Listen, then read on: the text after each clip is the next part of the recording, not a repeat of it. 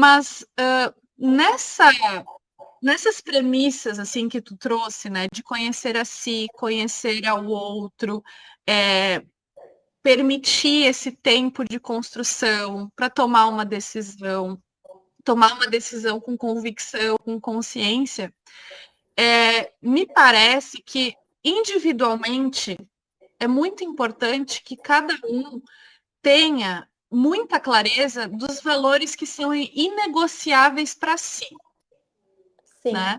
com certeza. Que valores são esses? Por exemplo, eu tenho um valor inegociável na minha vida. Eu me relaciono somente com pessoas em que eu possa oferecer o meu melhor e que elas despertem o melhor em mim. E não é nem num ponto de vista de evitação, de que o meu pior não vai aparecer, mas não, de que eu não tenha que me fazer valer de escolhas ou de posturas que eu sei que vão me fazer mal. Sim. Mas preciso, para isso, ter clareza sobre os meus limites. Então, essa é uma premissa, um valor inegociável que me exige uma série, né, de tomada de decisão. Então, se eu estou num relacionamento com alguém que eu constantemente me vejo negociando os meus limites, né, negociando o meu bem-estar, me expressando de uma maneira com a qual eu não estou explorando o meu melhor ou entregando o meu melhor, eu começo a me perguntar se essa relação vale a pena para mim. Então, esse é um valor. Pode ser um valor inegociável me relacionar com pessoas que acreditam em Deus. Pode ser o valor inegociável o que a pessoa entender que aquilo ali estando em consonância, ressoando, é uma escolha de compartilhar, porque se toda vez que um conflito, uma situação desafiadora na vida aparecer e formos fiéis aos nossos valores inegociáveis, não necessariamente vai ser fácil, mas a gente começa a olhar para a situação e pensar, bom, não é para ser fácil, é para ser feito, para ser resolvido, né? Porque de fato vão acontecer coisas que a gente não tem controle, não pode prever. Mas se os meus valores inegociáveis conversam, se aproximam com os valores inegociáveis da pessoa que eu estou me relacionando, eu sei que quando eu precisar ter uma conversa com essa pessoa, eu sei qual vai ser Isso. a lente, né? As balizas, as fronteiras dessa situação, né? Porque, de fato, é muito ruim a gente ser surpreendido, né, com algo que a gente diverge substancialmente para tomar decisões difíceis de serem tomadas por uma divergência de valores. Isso. Então, assim, se esses valores permeiam a minha existência, independentemente da fase de vida, das circunstâncias, das mudanças, talvez vai ser mais palpável e palatável, né? Então, assim, um valor inegociável do casal tomar decisões que possibilite o crescimento de ambos, não somente de um. Isso. E né? também o contrário pode fazer sentido. Para mim, pessoalmente, não. Mas eu digo, a gente não pode ver só com a nossa ótica. Mas eu posso estar num relacionamento em que uma das partes entende que se doar para a instituição e ser o pilar, enfim, a estrutura emocional e sustentar a grandeza do outro faça sentido. Não tem problema desde que seja consensual e o que é de livre escolha e não entra naquilo que tu disseste em outra conversa. Não é um abuso. Não é Sim, não é uma imposição, não é né? uma imposição, é uma escolha. Tudo que é escolhido, tudo que é acertado livremente e tudo que não é imposto é válido, de acordo com a configuração de cada casal, de cada família. O que acho que é importante a gente pensar também e ver se faz sentido, porque a gente pensa muito com casamento, o amor. Eu preciso escolher uma pessoa por quem eu sou apaixonada. Se essa pessoa por quem tu é apaixonado tem valores que divergem dos teus, a paixão não se sustenta ao longo do tempo. E também a importância de pensar em como essa instituição, casamento, vai ser formatada.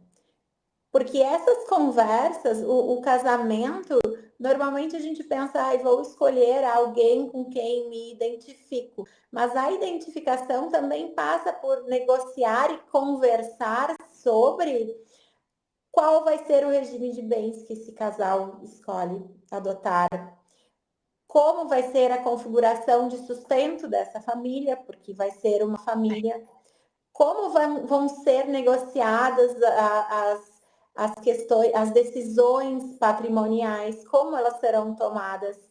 Então, o casamento é uma instituição híbrida. Ela envolve o sentimento e também o patrimônio. E quando a gente pensa só no sentimento, o sentimento depois vai ser afetado invariavelmente pelas escolhas que a gente deixou de fazer sobre o patrimônio. Sim. E isso é importante trazer, porque essa maturidade não é só de nos conhecermos enquanto pessoas, o que eu gosto, o que eu quero, o que eu gosto e o que eu quero, o que eu admiro e o que não admiro, o que eu não gostaria de ter como característica minha, mas tenho e tento trabalhar isso, também diz respeito às minhas escolhas sobre como eu vou gerenciar a instituição casamento, que passa por aquisição de bens, patrimônio em comum, o que vai ser separado e o que vai ser junto, o que vai ser nosso e o que vai ser de cada um. E isso também depende muito dos valores pessoais e até da época de vida em que as pessoas estão. Então, a gente precisa também pensar sobre isso quando escolhermos casar. Claro. Também casamos por conta dessas questões. Faz pouco eu até ouvi um vídeo que tu mandaste, que diz que a vida se torna mais fácil quando estamos a dois, porque a gente já começa o dia em dupla, então são dois que levantam para construir o patrimônio daquela família. São dois que acordam todo dia pensando em como o casal e a família vai superar dificuldades e conquistar vitórias e patrimônio, e enfim, e como vai prosperar. E o prosperar, eu digo também num sentido muito individual e do próprio casal, porque pode ser, é o viver bem, a vida boa que se A busca. vida boa. A vida boa, que faz sentido para cada casal e para cada indivíduo de forma diferente. Então, sobre essas coisas também nós temos que pensar quando escolhemos casar. Acho que isso importa também. É importante ter atenção nesses momentos, porque se o sim não é certo, não deveria ser essa a opção. Na dúvida, diga não. Na dúvida Até ter não certeza case. do sim. Pode ser que a certeza do sim venha com essa pessoa mesmo. Sim, não, e aí a advogada aqui, né, não consegue. Assim, eu sei que isso está pensando na tua cabeça também. E aí na dúvida não case, mas também não deixe de fazer um contrato de convivência de união estável, uma Sim. escritura pública, né? Porque a Não não escolha não pode ser deixe. pior. Porque não escolher nesse caso ainda assim é uma escolha. Não escolher e Porque, viver como se casado fosse é viver em união estável. olha aí, Tenha conversa esse tem que ser sobre. o headline do nosso episódio. É isso, é sobre isso, E né? é Porque não escolher é viver em união casar. estável sem escolher o momento em que se iniciou essa relação, nem o regime de bens. Eu estou escolhendo Exatamente. implicitamente sem saber que eu vou Exatamente. adotar o regime da comunhão parcial. Mas ninguém Exatamente. pensa nisso. ser, porque se tu... Porque não existe... E aqui, claro, a gente está usando como o ponto, né, aqui de análise de todo aqui da nossa série, que é o casamento, né? Mas as pessoas também se unem conjugalmente, não só pelo casamento, mas pela união estável também, né? E assim, como isso não acontece de um dia para o outro, né? Assim, essa decisão de casar, normalmente o casamento ele é precedido por uma união estável. Sim. Né? As pessoas já estão num relacionamento, então, se elas já estão num relacionamento duradouro, e que cumprindo esses requisitos aí de constituição de família, elas já estão vivendo, por exemplo, com um regime de bens que vigora nessa relação, porque não existe nem união estável, nem casamento sem regime de bens. Isso. E então, assim, pensando que talvez não você esteja existe evitando confusão patrimonial. Pensando que não existe a exatamente. confusão patrimonial. Então, achando muitas vezes que o marco inicial vai ser do casamento, mas já existe uma relação anterior que pode estar constituída como uma união estável, né? Então, essa é a parte jurídica e normalmente nós não somos portadoras de boas notícias, né? Costumo dizer. Então, esse também é um fator importante, né? Até porque a união estável se equipara ao casamento enquanto unidade familiar, né? Enquanto regras familiares. Então, assim, o quanto isso é importante, a gente tomar uma decisão que vá formalizar, né, essas repercussões jurídicas dessa relação. Sim. E que tudo bem isso levar um tempo, e que tudo bem isso ser de forma gradual, né? A gente não precisa ficar olhando para isso só assim, né? O preto no branco, casa, não casa, vou me casar, não vou me casar, porque até mesmo esses efeitos, né? A modulação dos efeitos conjugais, pessoais, patrimoniais, podem ser combinados e contratados entre as pessoas. Sim. Né? Sim. Então, é a importância de isso é ter as importante. conversas. E muitas No vezes fim são é isso. evitadas. Porque essas conversas evitadas não vão fazer com que problemas não aconteçam. Elas vão fazer Exatamente. justamente com que os problemas que se quer evitar por não conversar aconteçam. Porque o que é conversado, o que é combinado, não custa caro. Exatamente. E é isso, ter essas conversas vai ser tão importante quanto aquele sentimento irracional de que aquela é a pessoa.